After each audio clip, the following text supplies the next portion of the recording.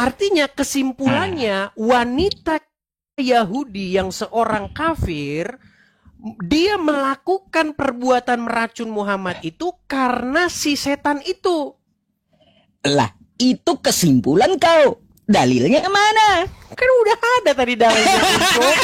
Tunjukkan. Sampai kiamat ku tunggu ya. Baik. Sampai kiamat ku tunggu. Mana dalilnya? Karena berkenaan tentang Nabi Muhammad pasti ada dalilnya. Baik. Bukankah setan diutus kepada orang-orang kafir untuk membuat mereka sesat? Betul. Bukankah setan termasuk diutus juga kepada perempuan yang meracuni Muhammad? Nah, mana dalilnya itu? Nah, kan gak ada. Kau gak bisa ngarang. Gak bisa ngarang kau sama aku, Des, ya. Gak bisa ngarang kau. Dalilnya mana? Oke lah. Kalau kamu tidak mengakui bahwa perempuan itu meracun Muhammad atas dasar karena dia mengikuti hawa nafsunya atau setan, nggak masalah. Biar kita nggak debat kusir, kita lanjutkan saja begini. Karena kamu berpikir bahwa karena penyaliban itu adalah kehendak iblis, maka iblis harus dikasih reward, harus dikasih penghargaan, maka saya akan berpikir yang sama. Saya akan berpikir yang sama. Berarti wanita Yahudi yang telah meracun Muhammad harus diberikan penghargaan karena dia telah membuat Muhammad syahid. Betul kan? Baik, tanggapanku ya. Silakan. Berkenaan tentang masalah penyaliban dan bisikan iblis, kan aku punya dalil yang kusampaikan. Yudas dibisiki oleh iblis. Yohanes 13 nomor 2, penyaliban itu dari bisikan iblis. Betul. Dan kau sepakat. Setuju kalau kau mau ke Nabi Muhammad, ya, ke Nabi Muhammad, kata kamu, Nabi Muhammad diracuni wanita Yahudi setelah perang Khaybar. Mana dalilnya seperti Yudas tadi bahwa wanita itu dibisiki iblis? Jangan balik lagi ke situ. Kita kan tadi sudah sepakat. Macet. Gak apple to apple kau. Biar aja kita diskusi gini. Maksud saya begini. Kita kan tadi sudah sepakat bahwa kita sepakat untuk tidak sepakat.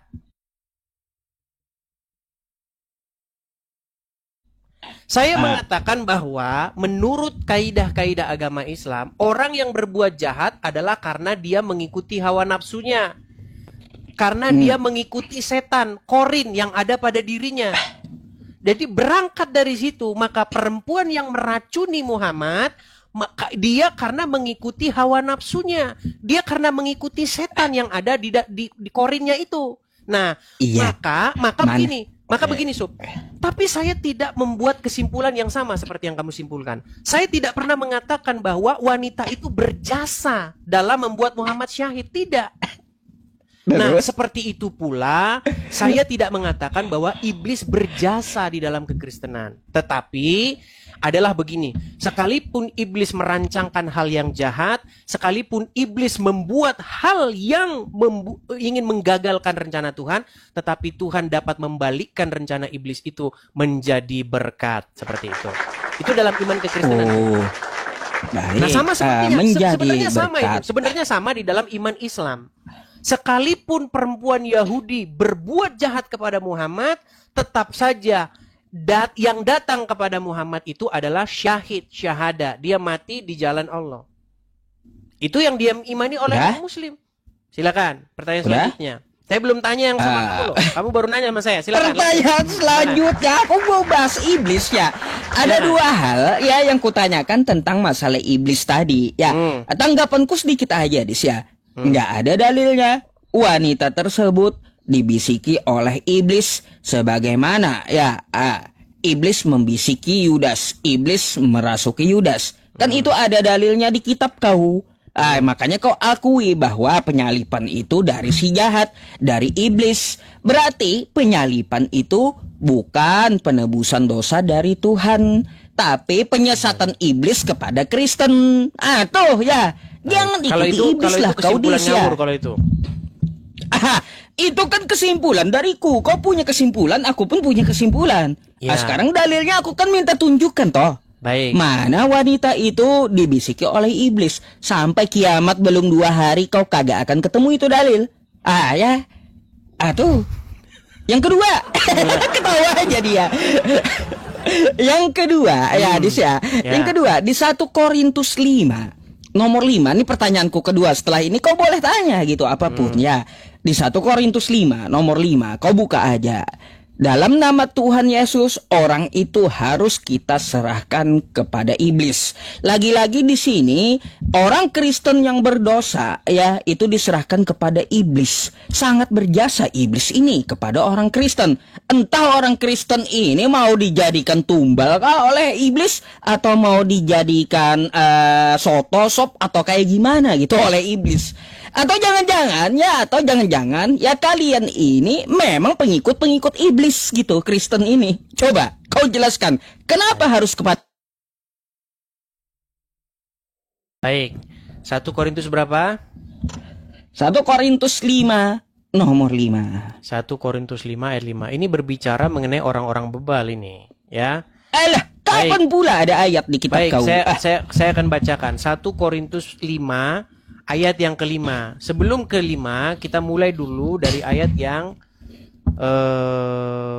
pertama ya. Memang orang mendengar bahwa ada percabulan di antara kamu, dan percabulan yang begitu rupa seperti yang tidak terdapat sekalipun di antara bangsa-bangsa yang tidak mengenal Allah, yaitu bahwa ada orang yang hidup dengan istri ayahnya. Sekalipun demikian kamu sombong. Tidakkah lebih patut kamu bersuka cita dan menjauhkan orang yang melakukan hal itu dari tengah-tengahmu? Sebab aku sekalipun secara badani tidak hadir, tetapi secara rohani hadir. Nah, dikatakan begini. Bila mana kita berkumpul dalam roh, kamu bersama-sama dengan aku dengan kuasa Yesus Tuhan kita. Orang itu harus kita serahkan dalam nama Tuhan Yesus kepada iblis sehingga binasa tubuhnya agar rohnya diselamatkan pada hari Tuhan. Jadi ini konteksnya berbicara mengenai adanya sebuah percabulan yang sangat-sangat luar biasa di dalam tengah-tengah jemaat.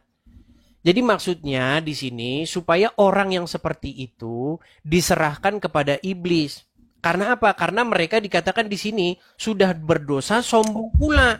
Mereka tidak menyadari dosanya itu. Itu nggak ada kaitannya dengan yang kita bahas mengenai penyaliban. Memang nggak ada. Itu pertanyaan kedua. Yang kupertanyakan itu, kenapa harus diserahkan kepada iblis? Apa jasa iblis terhadap orang Kristen? Harus kepada iblis gitu diserahkannya. Dalam nama Tuhan Yesus. Seharusnya kalau dalam nama Tuhan diserahkan kepada Tuhan. Ini diserahkan kepada iblis. Maksudnya itu orang-orang bebal.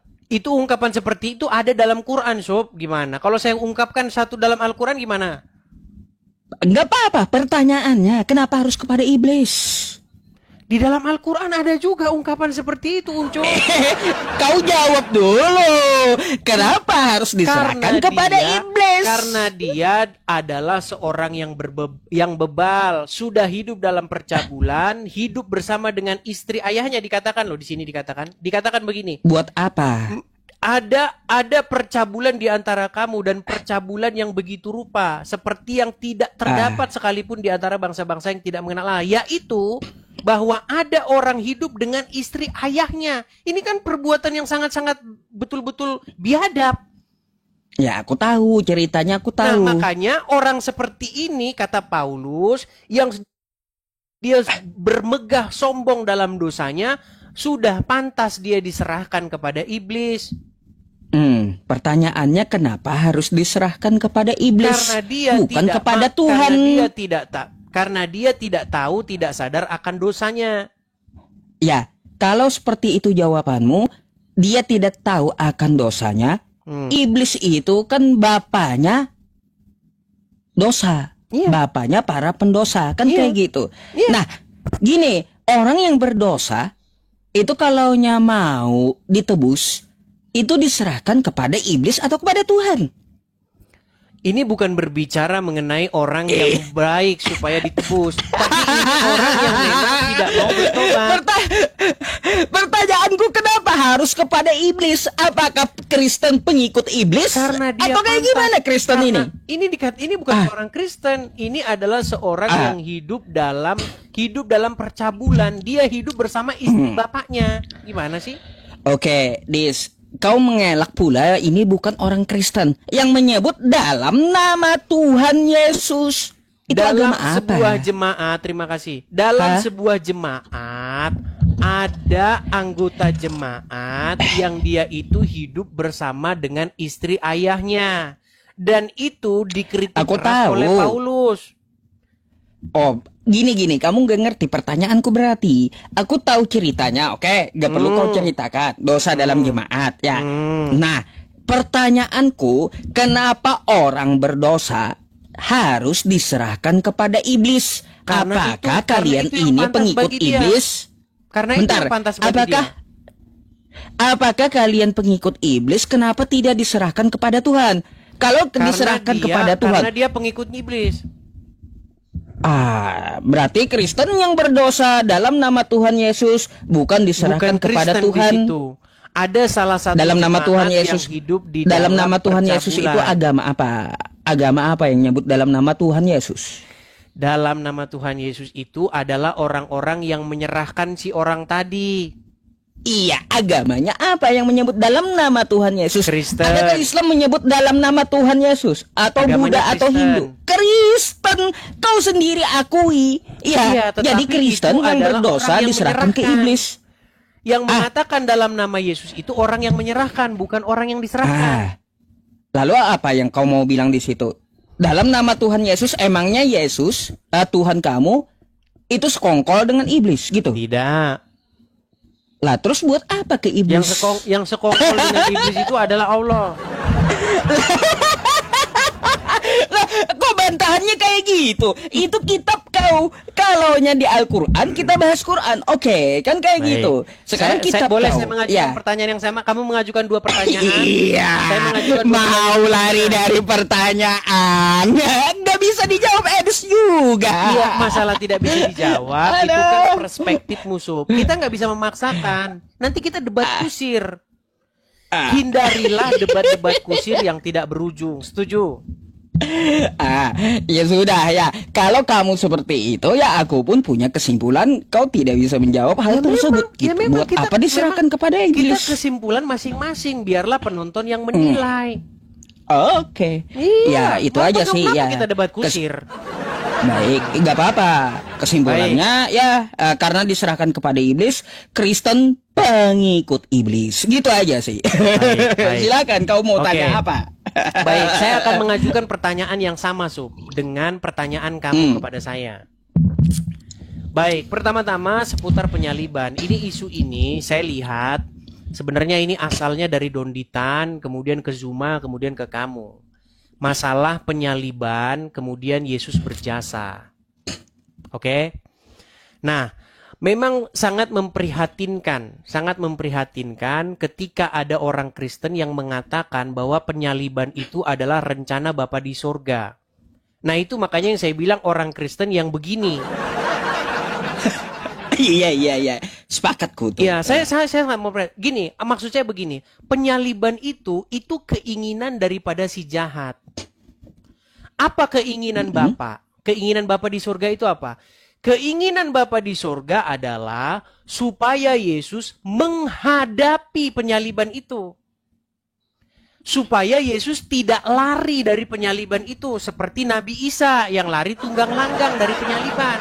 Malah orang lain yang disalib. Maksud saya begini, Sob.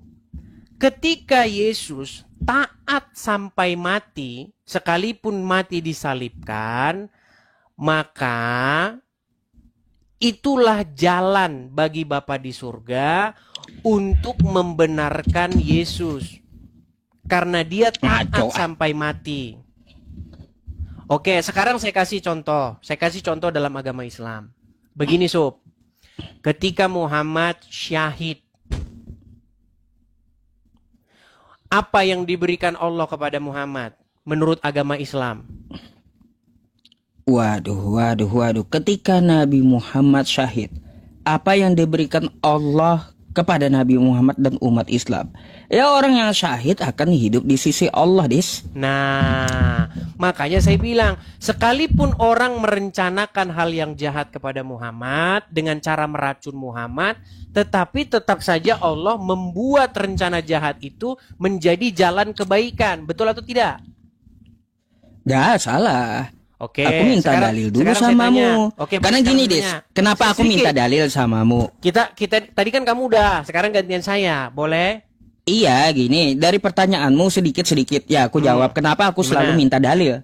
Ya, karena ada hadis, man kadzdzaba alayya muta'ammidan falyatabawwa maq'adahu minan nar.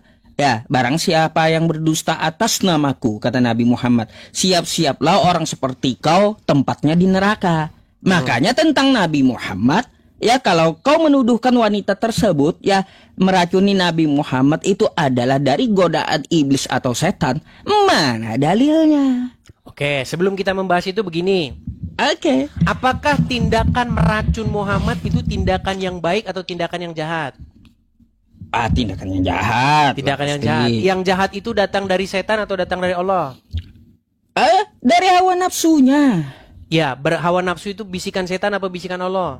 Ya, bisikan setan. Nah, berarti itu datang dari si jahat. Tapi sekalipun si setan merancangkan yang jahat, sekalipun si setan ingin membinasakan hamba Allah yaitu Muhammad, ini saya bicara dalam terminologi Islam ya. Tetapi tetap saja Allah membuat itu menjadi jalan kesyahidan, betul? Terus? Betul atau salah saya? Ya, di mana dalilnya? Oke, apakah Muhammad syahid karena diracun oleh wanita Yahudi? Des, Nabi Muhammad itu disebut syahid ya syahid. Kalau kau mau membahas diracuni, ya itu banyak panjang. Iya, Kan kayak gitu. maksud saya begini. Ketika Muhammad diracun, beberapa tahun kemudian Muhammad mengatakan, terasa pada hari ini racun yang kumakan di Khaybar telah memutus urat nadiku, betul? Lah, terus? Nah, sehingga Muhammad menghembuskan nafas terakhirnya, betul? Nah, Ada, para karena ulama racun. berkesimpulan, Muhammad syahid, dia mati sebagai syahid, betul? Terus? Apa lagi kau Nah, mau bawa? pertanyaan saya, berarti setan melalui perantaraan wanita Yahudi berjasa dalam membuat Muhammad syahid, betul? Lagi-lagi tentang Nabi Muhammad, dalilnya mana? Nah, Setan membisiki wanita maksud tersebut. Saya nggak bertanya sama kamu, Sob. Saya hanya meluruskan pandangan-pandangan orang Islam supaya bisa memahami kekristenan dengan benar. Jadi maksud saya begini. Alah, nggak ada dalilnya yang kau bawa masalahnya, Baik, nggak jadi begini kuat. maksud saya. Begini, Sob. Jadi, kenapa penyaliban menjadi, kan ada istilah kutuk menjadi berkat di dalam Kristen itu. Sekalipun iblis merancangkan hal yang jahat, tetapi Tuhan akan membuat itu menjadi berkat. Contoh, sekalipun setan dengan perantaraan Yudas dan juga orang-orang Yahudi dan juga prajurit Romawi menyalibkan Yesus, tetapi justru lewat penyaliban itulah bagaimana ketaatan Yesus dibuktikan. Dan oleh karena taatnya ia sampai mati, maka Tuhan mengaruniakan kepadanya segala kuasa di sorga dan di bumi. Jadi dengan Sejak jalan kapan? itulah, dengan kami diselamatkan. Ngarang kau. Kok Udah ngarang? tahu penyalipan itu rencana iblis. Tidak ada kehendak Bapa di surga itu agar Yesus itu disalibkan. Saya setuju. Jangan mengikuti si jahat. Saya setuju. Makanya aku bilang dari tadi apa? Pak Kristen pengikut iblis. Di mana coba? Kenapa Anda kehendak simpulkan Bapa di Kristen surga? pengikut iblis? Ya gini, karena dia tidak melakukan kehendak Bapa yang di surga seperti Matius 7 nomor 21. Ada nggak kehendak Bapa di surga agar Yesus itu disalibkan menebus Nggak dosa? ada. Nggak ada. Nggak ada, mana dalilnya? Kehendak Bapa di surga, kata Yesus, aku disalibkan untuk menebus dosa Kristen. Udah bakal ada. diulang lagi Penyaliban sih, Sob? itu hanya untuk apa? Untuk Sob, membisiki. Kenapa kamu ulang lagi? Lah. Itu kan aku bahas sesuai yang kamu bahas. Ayo. So, Ada yang salah? saya harus Ya bagaimana? udah dalilnya mana? membahasakan dengan Nggak kamu? perlu debat Pelan-pelan. kusir. Begini, Nggak Sob. nggak Biar perlu kita debat nggak kusir. Gini, Biar kita nggak aku debat minta kusir. dalilnya aja. Di mana kehendak Bapa di surga agar Yesus itu disalibkan menebus dosa Kristen? Oke, di mana kehendak Allah supaya wanita meracun Yahudi? Lagi-lagi nggak ada kan, Des? Kalau nggak ada dari Tuhanmu, penyalipan itu berarti dari iblis. Banyak, makanya ku bilang Kristen pengikut iblis. Gimana sih? Mana? Kalian Kalau kau mau penonton bisa bantah menilai kehendak sendiri ya, Bapa di surga. bagaimana kualitas orang Islam? Kan kayak gitu. Mana kehendak Bapa di surga? Ya, agar Yesus disalibkan menebus dosa Kristen. Bukankah tadi sudah saya katakan kepada kamu, Sub, penyaliban itu bukan kehendak Bapa di surga. Lalu bagaimana kamu bertanya kepada saya mana kehendak Bapa di surga supaya Yesus disalibkan? Ini ada saja. Baik. Gini, kalau sudah tahu bukan kehendak Bapa di sorga, tapi kehendak iblis, berarti penyalipan dari iblis. Betul. Kalian ini pengikut iblis, bukan pengikut Bapa yang di sorga. Kami bukan pengikut iblis, kami tidak mengikuti supaya Yesus disalibkan. Ada saja. Kami tidak mengikuti supaya Yesus disalibkan. Yang kami ikuti itu adalah ketaatan Yesus kepada Bapa. Sekalipun konsekuensinya adalah mati, sekalipun konsekuensinya adalah disalibkan. Contoh, misalnya saya taat kepada Bapa di surga. Orang Muslim ngancam saya, kamu mau nggak tinggalin Yesus? Kalau kamu nggak tinggalin Yesus, saya salibkan kamu. Nggak masalah saya disalibkan. Yang penting saya taat kepada Bapa di surga sampai mati. Seperti bagaimana Yesus taat kepada Bapa di surga sampai mati. Jadi salib itu selesai. Itu sudah selesai yang tadi. Yang saya tanyakan, betulkah Muhammad syahid karena dia mati karena diracun? Bolak-balik kau. Dalilnya mana? Tentang Nabi Muhammad itu pasti perlu dalil, Dis. Kau Baik, biasa bawa saya akan hadis. tampilkan. Sekarang kau nggak berani bawa hadis samaku. Baik, saya akan gimana? tampilkan. Di mana Saya dalilnya akan wanita tampilkan. itu dibisiki iblis? Bukan. Kita bukan bahas masalah iblisnya. Kita membahas mengenai benarkah Muhammad syahid karena diracun, betul? Ya itu betul. Karena Nabi Muhammad itu saya nggak perlu syahid. bawa dalilnya. Berarti. Bentar, itu ada dua juga pendapatnya. Silakan, gimana?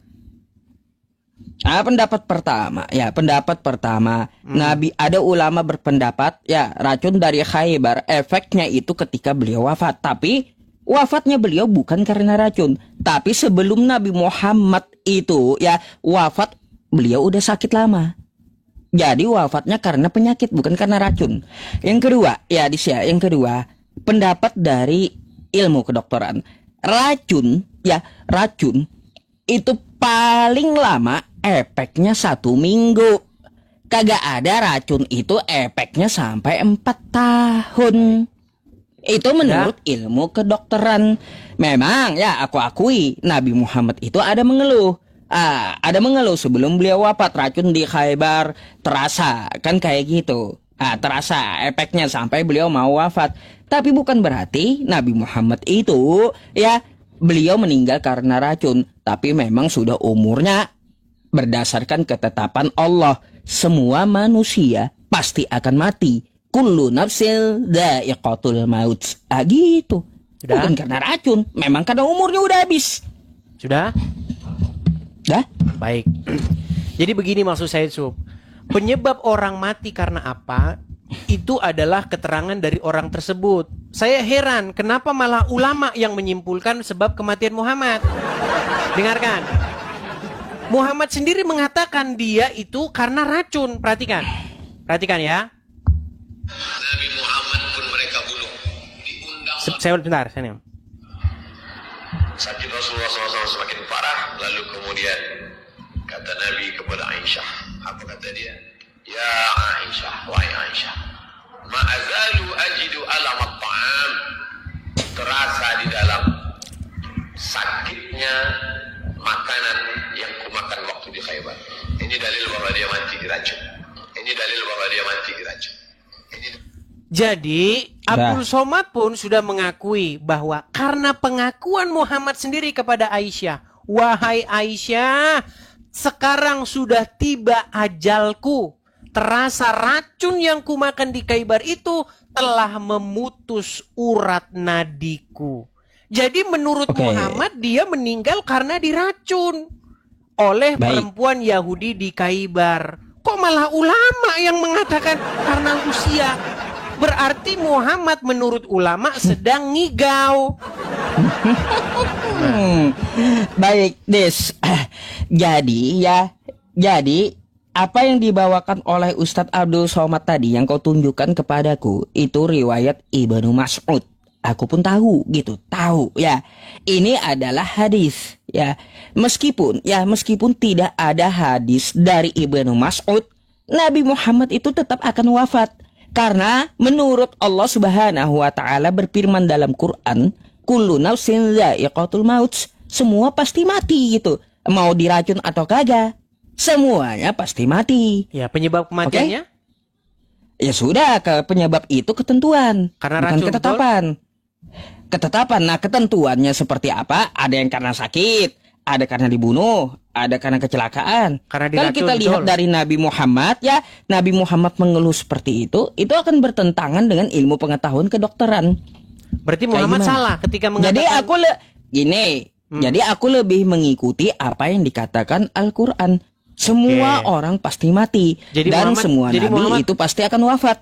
Jadi Anda tidak mengikuti apa kata Muhammad? Semua yang di hadis, yang sahih hadis ya pasti diikuti. Karena sebagai pedoman hidup. Apa yang Muhammad katakan? Karena racun itu bukan?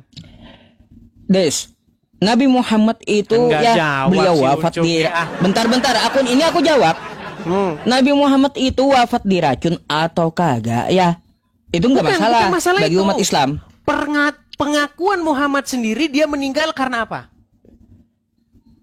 Adakah Nabi Muhammad aku mati karena diracun? Wahai gitu hadisnya, Aisyah, kawan. Perhatikan sekali lagi. Wahai Aisyah, terasa ajalku. Sebentar nih ya, saya tunjukkan kepada Anda. Perhatikan. Sakit Rasulullah SAW semakin parah, lalu kemudian kata Nabi sakitnya makin parah, oke? Ya Aisyah, wahai Aisyah, ma'azalu ajidu alamat ta'am. Apa artinya itu? Wahai sekarang Aisyah, saatnya ajalku datang, betul? Mana terjemahnya kayak gitu? Saya ulangi. Perhatikan. Ma'azalu ajidu alamat ta'am. Apa artinya? Apa artinya? Nih, aku artikan. Wahai Aisyah, bentar. Nih aku yang artikan. Silakan. Wahai Aisyah, ya, aku merasakan sisa makanan di Khaybar. Merasakan sakit, merasakan racun, sisa makanan yang di Khaybar. Oke. Jadi Muhammad sendiri mengatakan bahwa dia merasakan sakit akibat sisa makanan racun di Khaybar, betul? Ada Nabi Muhammad, wahai Aisyah, aku akan mati karena racun di Khaybar. Ada? Berat. Ngeles kau. Baik. Kau kagak bisa pelintir hadis sama kudes. Saya teruskan. Sakitnya makanan yang dimakan waktu di Khaybar. Ini dalil bahwa dia mati diracun. Seorang Abdul Somad saja mengatakan ini dalilnya bahwa Nabi itu mati diracun. Nah, itu pendapat pertama Ibnu Mas'ud itu hadisnya. Oke, artinya ada yang setuju bahwa Muhammad mati diracun, setuju? Iya, ada kita nggak bahas seperti itu. Kita nggak bahas itu. Bukan ada yang setuju. Kita nggak bahas itu. Yang kita bahas begini. Sekalipun Muhammad mati karena diracun, tetapi kematian itu malah menjadi jalan bagi dia menuju kesyahidan, betul? Betul nggak? Udah, aku bawakan. Bentar dulu, aku ada bantahannya. Silakan. Di dalam kitab Al-Mustadrak ya, yang diriwayatkan oleh Al-Hakim, di situ Nabi Muhammad bersabda, aku tidak pernah memikirkan penyakit aku. Ayo, gimana? Artinya apa? Racun, bentar. Racun yang dirasakan beliau bukan penyebab beliau wafat. Tuh di kitab Al-Mustadrak. Bukan itu yang saya tanyakan. Ketika Muhammad meninggal, dia meninggal karena syahid atau tidak? Nabi Muhammad itu syahid. Oke. Meninggal karena syahid. Sekalipun orang membunuh dia, tapi itu jalan bagi dia menuju surga, betul? Lah, terus Nabi Muhammad itu memang dijamin surga. Lalu? Nggak nyambung sih si Ucup ini.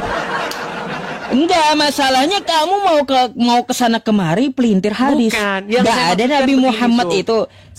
Bentar, yang ku maksud gini. Berpola pikir seperti kalian. Kalian kan mengatakan bagaimana poinnya itu sebenarnya sudah dapat, Sub. Saya cuma mau menyampaikan begini. Saya tidak pernah mengatakan bahwa perempuan Yahudi yang meracuni Muhammad itu berjasa. Saya tidak pernah mengatakan begitu. Sebagaimana kalian mengatakan bahwa iblis yang menginginkan supaya Yesus disalibkan berjasa. Tidak. Iblis tetap kepada penghukumannya, iblis tetap terhadap kejahatannya. Tetapi sekalipun iblis merancangkan hal-hal yang jahat, sekalipun iblis merancangkan untuk menggagalkan rencana Tuhan, tetapi tetap saja itu menjadi jalan bagi Tuhan tetap melaksanakan keinginannya. Iblis tidak bisa menggagalkan rencana Tuhan, sekalipun iblis merencanakan untuk menggagalkannya. Oke, udah. Jadi tidak bisa. Boleh aku jawab? Berarti iblis mendapatkan penghargaannya tidak, gimana? Itu inilah ajaran Edis ya. Saya belum bertanya sama kamu soal agama Islam. Iya. Sekarang ku tanggapi. Silakan. Inilah ajaran kau boleh berdusta dalam segala hal gitu. Ya, aku udah bilang pendapat pertama yang dibawakan oleh Ustadz Abdul Somad itu dari Ibnu Mas'ud. Ya, tidak ada dikatakan di dalam hadis itu, wahai Aisyah, aku akan mati, aku akan wafat karena racun. Tidak ada. Tapi beliau hanya merasakan. Itu satu. Ya, merasakan racun yang di Khaybar. Itu belum wafat. Belum. Ada pendapat yang kedua. Dari hadis beliau juga di kitab Al-Mustadrak. Beliau tidak pernah memikirkan racun itu. Artinya apa? Penyebab wafatnya Nabi bukan karena racun. Di hadis yang kedua.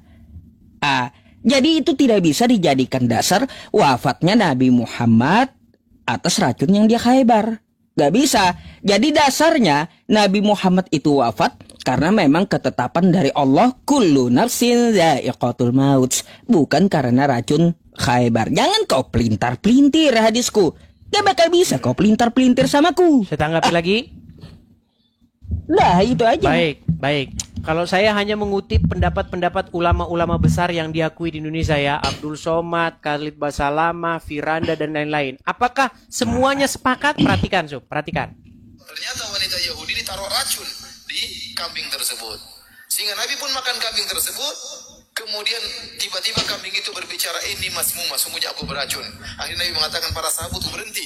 Sungguhnya ada racunnya, tapi sebagian sahabat akhirnya meninggal dunia. Dan Nabi juga sempat mengunyah racun tersebut. Itulah racun yang akhirnya masuk ke tubuh Nabi, dan itu sebabnya Nabi SAW sakit. Tatkala Nabi akan meninggal dunia, Nabi berkata, "Fahadha awanu wajadtu qita'a abhari min dzalika sum." Saatnya wahai Aisyah, tiba saatnya aku merasakan urat nadiku terputus gara-gara racun tersebut. Racun sangat kuat. Sampai sahabat meninggal, langsung meninggal. Nabi tidak. Karena tugas Nabi belum selesai. Kata para ulama, di antaranya Ibnu Abbas, ya, kenapa Nabi SAW meninggal gara-gara racun? Karena Allah ingin menganugerahkan kepada Nabi mati syahid. Ya, oleh karena Nabi meninggal dengan sebab racun tersebut. Tuh, jelas. Jelas. Jadi menurut kesimpulan para ulama, Allah ingin supaya dengan jalan racun itu Muhammad masuk kepada syahidnya. Saya bisa memahami itu kok. Bisa saya pahami itu. Des, aku tampilkan ayat Quran boleh? Silakan. Nih ya. Quran nih ya, kamu buka nanti. Quran surah Al-Maidah ayat 67 nih ya. Tentang Nabi Muhammad ya. Aku tunjukkan sama kau. Silakan. Nih. Tentang Nabi Muhammad di dalam Quran. Nih. Ya. Apa kata Allah? Wallahu ya'simuka minan nas. Allah akan melindungi Nabi Muhammad dari gangguan manusia. Artinya apa? Ya, hadis tentang Nabi diracun akan bertentangan dengan apa? Dengan ayat Quran. Nih ya, Allah memelihara kamu dari gangguan manusia ya, tentang Nabi Muhammad nih ya, hai Rasul. Artinya apa? Ya, yang bertentangan dengan Al-Quran, maka ya hadis tersebut tertolak. Gitu Dis. Biar kamu tahu. Baik. Bentar, aku balik kamera dulu. Ya karena apa? Pedoman umat Islam nomor 1 adalah Al-Quran. Jadi nggak bisa dijadikan dasar Nabi Muhammad itu wafat karena racun, karena dia dilindungi Allah Subhanahu wa Ta'ala dari gangguan manusia. Gitu. Baik. Baik. Saya tanggapi ya. Saya tanggapi 2 pertanyaannya ya. Saya tanggapi dalam 2 sisi. Pertama, kalau Anda sendiri mengatakan bahwa hadis itu bertentangan dengan Al-Quran, maka hadis itu harus ditolak. Berarti kesimpulannya betul yang saya bilang, Sob. Selama ini saya gaung-gaungkan itu, Sob, kepada seluruh umat muslim. Jikalau orang muslim sungguh-sungguh mau membaca hadis, mau mempelajari hadis, maka tidak dalam waktu lama lagi seorang muslim akan membuang hadis itu ke tong sampah. Kenapa? Kenapa seorang muslim wajib membuang hadis ke tong sampah? Karena Yusuf PI sendiri mengatakan hadis itu bertentangan dengan Al-Quran. Itu yang pertama.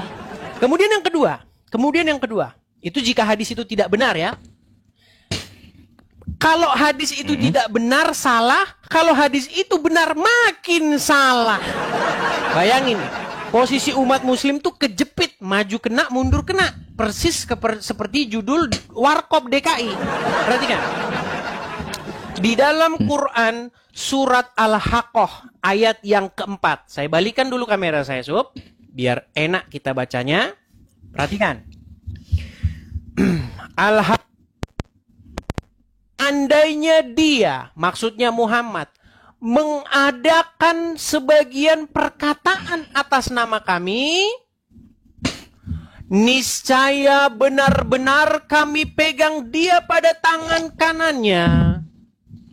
Kemudian benar-benar kami potong tali jantungnya. Nah, ini membuktikan bahwa Muhammad telah mengadang-adakan perkataan atas nama Tuhan. Makanya dia kena karma ini. Saya tunjukkan dalilnya bahwa dia telah mengada-adakan perkataan yang tidak dikatakan oleh Tuhan. Saya tunjukkan dalil-dalilnya. Kalau saya ngomong artinya berdasarkan dalil. Baik. Di dalam Quran dikatakan begini. Bahwasanya Allah tidak akan Muhammad tidak akan mengatakan sesuatu kecuali berdasarkan wahyu. Ada dalilnya dalam Al-Qur'an. Dikatakan, "Wa ma yantiqu 'anil hawa in huwa illa wahyu yuha." Tidaklah yang dikatakannya itu berdasarkan hawa nafsunya, melainkan berdasarkan yang diwahyukan kepadanya. Tetapi ternyata Muhammad mengatakan berdasarkan hawa nafsunya. Di mana kejadian itu?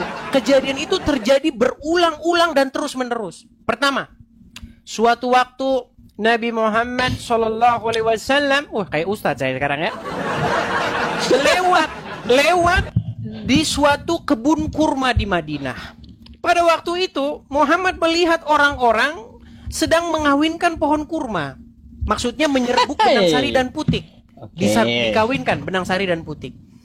Lalu Muhammad melihat hal itu dan berkata, apa yang diperbuat oleh orang-orang ini adalah satu perbuatan yang sia-sia. Seandainya mereka membiarkan kurma itu begitu saja, maka kurma itu akan baik-baik saja. Lalu karena Nabi yang ngomong, karena Rasulullah yang ngomong, kalau ngomong tidak berdasarkan hawa nafsunya, berdasarkan wahyu, maka para petani kurma mengikutinya. Diikuti, ditaati.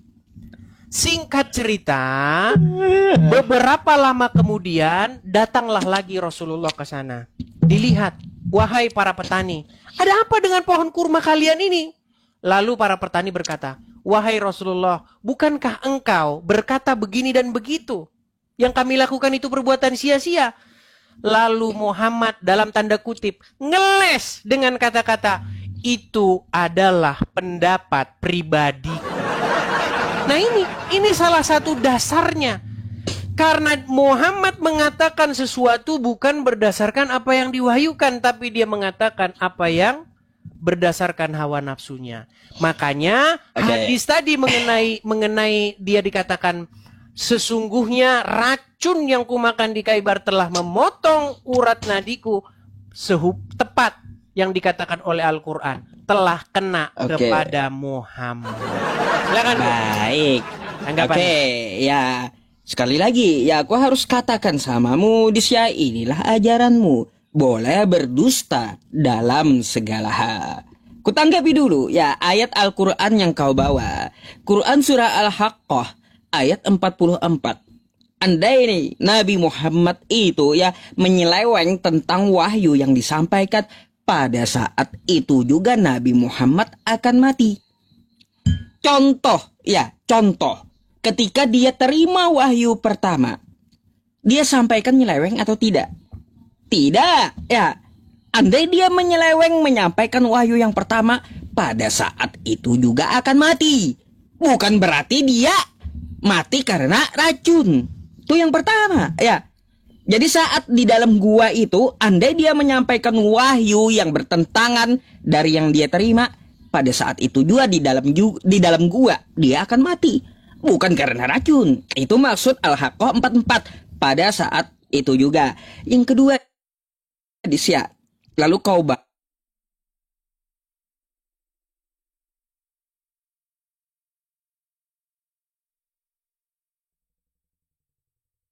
ya tentang masalah hadis tadi. Lagi-lagi yang kau sampaikan tentang hadis kurma, kamu kagak paham hadis rupanya. Hadis itu bukan perkataan Tuhan.